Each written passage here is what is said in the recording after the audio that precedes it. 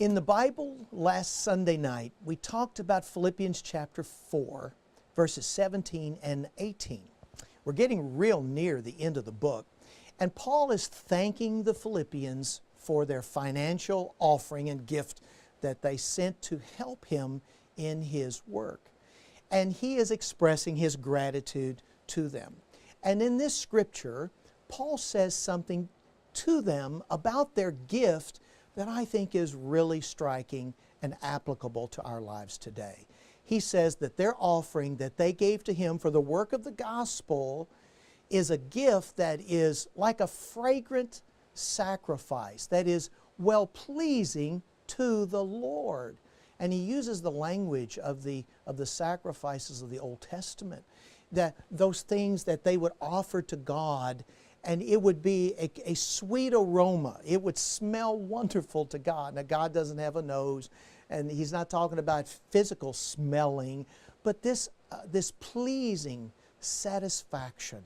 God accepts this sacrifice is called a sweet aroma.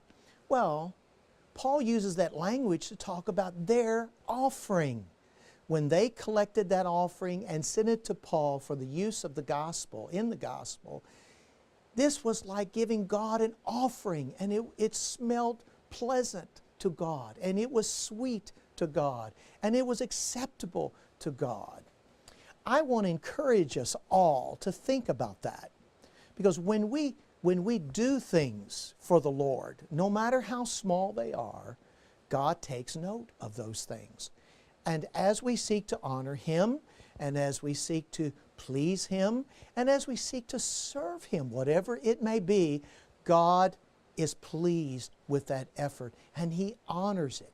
And specifically, when we give financially to the work of the Lord, even a gift like that is noted by God and is something God uses for His glory, and it pleases Him so very much. I have a hunch that you and I sometimes forget that. And we think God isn't interested, that He doesn't care what we do.